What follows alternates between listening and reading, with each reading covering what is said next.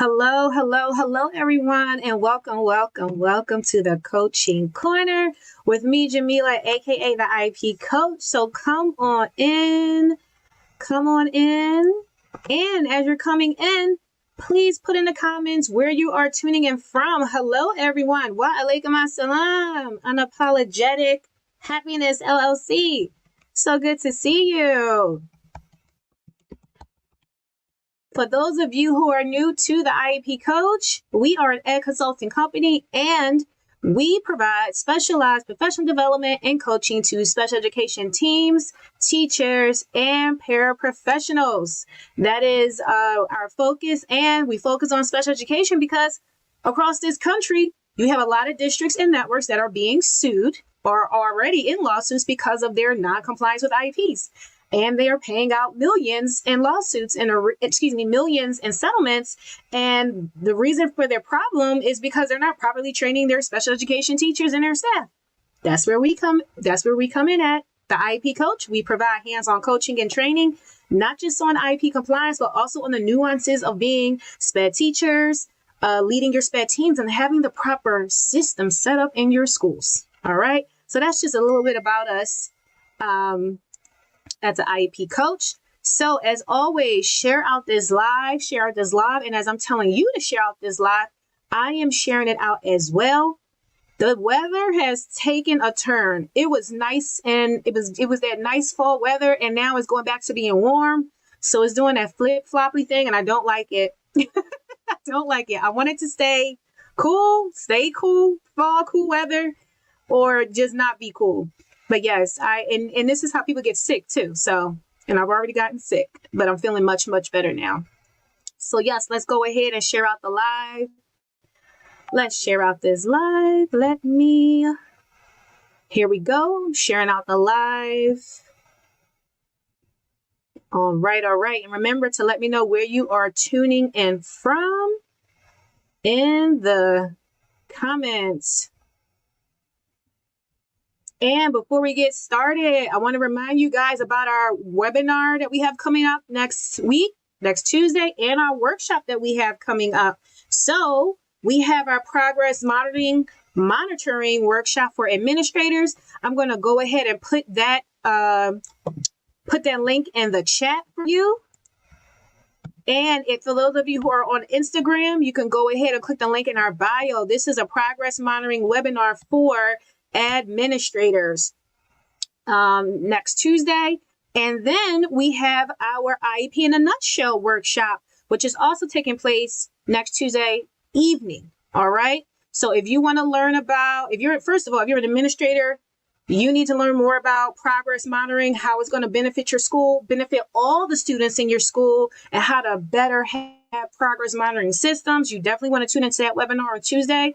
And then Tuesday evening, we have our IEP in a nutshell. You want to learn about the IEP process and then the key parts of the IEP. This workshop is for you, whether you're a parent, teacher, gen ed teacher, Sped teacher, related service provider, got tongue tied, or an administrator. This workshop is for you. And I'm going to drop that link in the chat right now for IEP in a nutshell. And again, those of you that are on Instagram, you can go ahead and click the link in our bio, and you can go ahead and register. All right. You can go ahead and register.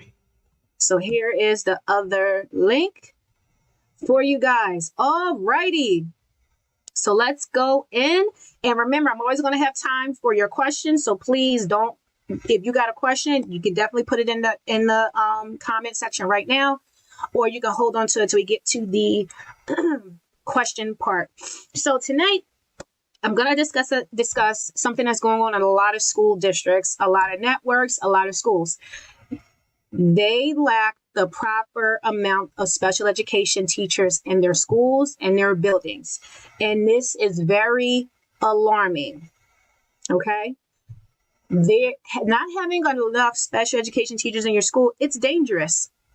Because your special education teachers, they support your vulnerable population, your students with IEPs, your students that have various diagnoses, various classifications, and they have certain supports and services that need to be delivered. And if you don't have enough SPED teachers in your building, they're not going to be delivered. So we're going to go over just four of those dangers tonight, and then I'm going to go right into your questions that you have. All right, so the first danger is that the current SPED teachers that you do have, they will have overloaded caseloads. So a regular caseload could be anywhere from, I'll say, 10 to 15. That's a nice manageable caseload. However, I've been in schools where we didn't have enough special education teachers, so our caseloads were like 24. There are some schools where the teachers' caseloads are 30 or 40 students because they don't have enough SPED teachers. Therefore, their caseloads are overloaded. Can you imagine having a caseload that big, 30, 40 kids? How can you really manage that and make sure you're doing providing all their services, and also making sure you are regularly progress monitoring those students and their goals? It's hard. You can't do it because it's not enough of you to share the load, or share the love, as I like to say. There's not enough of you. So that's one of the dangers. It's hard to manage an overloaded caseload because it will lead to the teacher being burnt out because they're overwhelmed, and it's going to decrease their effectiveness because it's too many kids for them to honestly case manager properly. All right, so that's the first danger. The second danger is you have inadequate student support. Again, students that have IEPs, they are to receive certain services and programming. If you don't have enough special education teachers to provide the services and the programming, how will the students get their services? How will they receive the support they're supposed to get? They're not. So therefore, you'll have inadequate student support because there's not enough teachers. And if you have inadequate support because you don't have enough teachers, you're automatically going to go into the third danger, which is non-compliance with IEPs, which is a huge no-no. This is how a lot of these schools are getting caught in lawsuits now because of their non-compliance with their IEPs. Students that have IEPs, they are meant to be followed. They are a legal document and they are meant to be followed. You are required to fulfill that IEP, implement that IEP, and provide the services, the programming, and the support that is listed in that IEP. If you do not follow that IEP, you are in non-compliance with your IEPs. So if you don't have enough SPED teachers, your students with IEPs are not going to be getting the level of service they're supposed to. Therefore, you have gone into non-compliance. It's as simple as that. And you wouldn't believe the number of districts and networks, charter networks, that are currently in lawsuits or being sued because they're not properly providing the services, or they're non-compliant with their IEPs.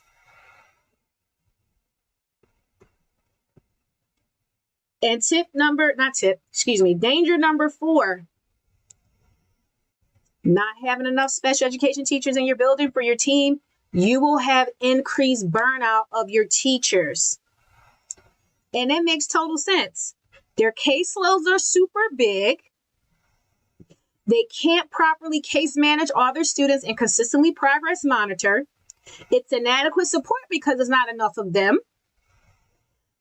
You're definitely going to have non-compliance with your IEPs because the current SPED teachers that you do have, you may have 2 or 3, they cannot service the entire special education population. So you know what's going to happen to those few teachers that you do have? You're going to overload them with work. They're going to be overwhelmed. They can't be productive and fully effective in their jobs, in their roles. And as a result, they're going to get burnt out. They will either quit, they may take a sabbatical, leave of absence, or they could end up in a hospital because of the amount of stress that they are under. And then you won't have no SPED teachers in your building. So where do we go from here? How do we get SPED teachers in our schools and keep them? One, provide the proper services and supports that they need so they can be successful in their roles. Give them the training and coaching that they need to be successful in their roles. Special education training is completely PD is different from the PD you give your regular teachers. It's pertaining particularly to their role, to the case management that they do, to the progress monitoring that they have to do, the IEP writing they have to do, leading the IEP meetings, writing transition plans, writing behavior plans. All of that needs to be taught to teachers, especially if they're new.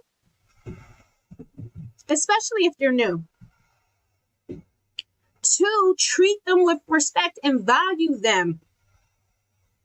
Too often you have SPED teachers working in isolation. They feel like they have no community, no support from the administrators, and they feel like they're not seen and they're not being heard. So honestly, show them respect and value them as the professionals and the experts that they are. And pay them well. Pay all teachers well, but definitely these SPED teachers, pay them well. And this can help you keep more SPED teachers. A lot of SPED teachers, they are getting burnt out and leaving the field. And I don't blame them. I understand it wholeheartedly. I know that feeling. I remember one year when I was still in the classroom, it was 1 year, we went from 8 to 7 to 5 SPED teachers. 1 year we lost 2. They took 2.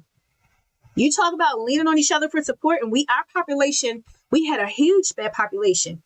We was literally leaning on each other for support. Literally. But we did the best that we could, making sure that we supported our students. All right. So I just want to go over the dangers real quick, and then I'm going to open up for questions. So the dangers of not having enough SPED teachers: you have overloaded caseloads, you have inadequate student support, you have non-compliance with your IEPs, and you have increased teacher burnout. How do we improve this? How do we go from here? We actually try and give our SPED teachers the training, the PD and coaching that they need so they can thrive and be successful in their roles. We value them, we respect them in their roles, and you pay them well. It's not rocket science at all. It is not rocket science. It's very simple. All right. Now I'm going to open up for questions, and I think I already saw a question. Assalamualaikum, Imani.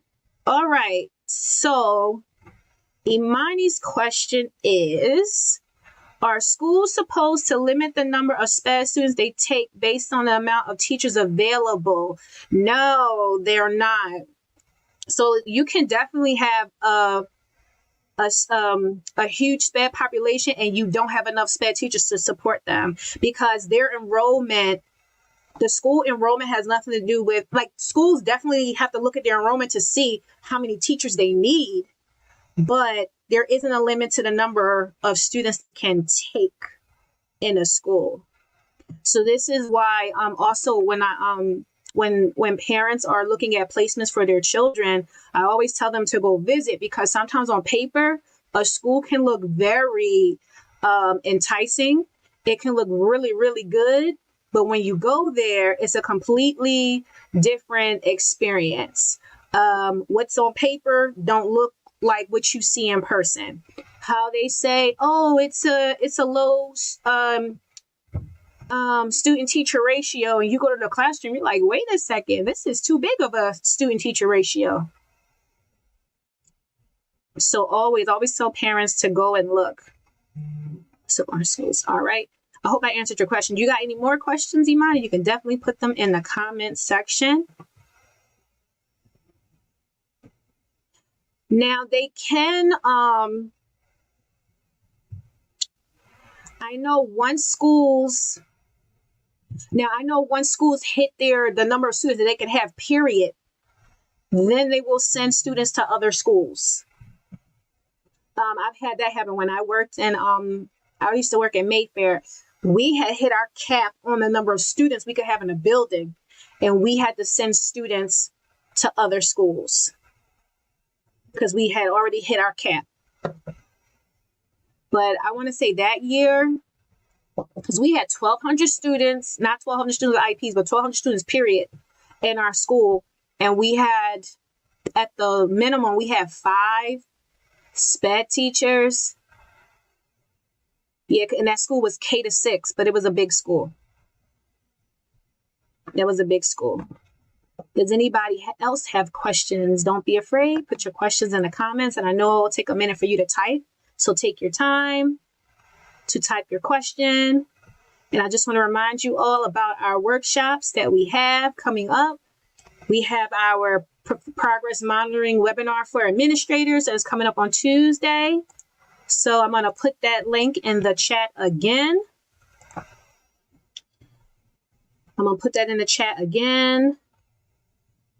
And also, so administrators, if you need to just learn, get some new information regarding progress monitoring and how important it is when it comes to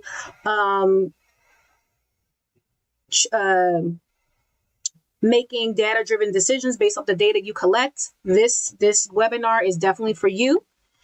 Okay, I made sure that's on LinkedIn. And also, we have our IEP in a nutshell workshop Tuesday evening. So if you want to learn about the IEP process, the key parts of the IEP, this workshop is definitely for you. So make sure you're in the building. It is absolutely free. The webinar and the workshop, they're both free. Free 99, okay? Any more questions? Okay. I picked the school based on the ratio promoted, and that's not how it is. I think this impedes the teacher's ability to implement the IEP effectively. Absolutely. It's too many kids. Oh, yes. Progress monitoring. If the IEP mentions quarterly or by parent request only, is the school obligated to provide during interim conferences? All right. Good question. I like your question, Imani. So when it comes to progress monitoring, if the IEP says every quarter, then that's when they'll do a progress report every quarter. So basically every quarter is at every report. We would do it at every report card because you get a report card every quarter. So we would just align it with report card time. Now, if the IEP says at parent's request, then it's by parent request. But that's one of your parental rights as a parent. You can always ask to view your child's education records as well as their progress records. You can always request that. Request to see the information. It may not be in the actual report yet because it's not progress monitoring time yet, but you can request to see your child's progress monitoring for their goals. So for example, all my students' goals, we did them bi-weekly. Just about all their goals are bi-weekly. Except for their behavior goals, because I had students who had weekly goals. We was monitoring it every week. And if they had writing goals, we did it tri-weekly. So if a parent asks me, well, how is my kid doing with writing or whatever, I would then pull out my binder and say, okay, here are the probes we've done so far for progress monitoring. And I readily had that data available. It wasn't cute in a report yet because it wasn't progress monitoring time to do a report, but I always had that data available so they could see. How much time do they have after the request? Do they have to submit it? Well, when you make the request, I mean, if they're consistently progress monitoring, it shouldn't take them long to give you anything. I'll give them by the end. Like if you ask them Monday, they should at least give you something at least by Wednesday. It should. And again, if you're consistently progress monitoring, you're going to always have that data readily available. So for example, I was telling you, like I was saying, we did progress monitoring every 2 weeks, depending on the content. So if it was writing, we did it every 3 weeks. Math, reading goals, we did it every 2 weeks. And then because I was an emotional support teacher, I was monitoring behavior weekly. So like anytime a parent were to ask me questions about their child's data or they wanted to see the actual data, I always had it readily available because I'm consistently progress monitoring. So like I'll say at every progress report time, you should at least have 4 to 5 data points with a chart, and it's showing you how your child is progressing. And then also there's a blurb to explain that chart. So that way, even if the teacher don't explain it to you, you should be able to look at that report and see, oh, I can see that my child is progressing, or I can see, oh, my child is having some struggles. How can we make this better? I hope I answered your question. Any more questions, definitely put them in the comment section.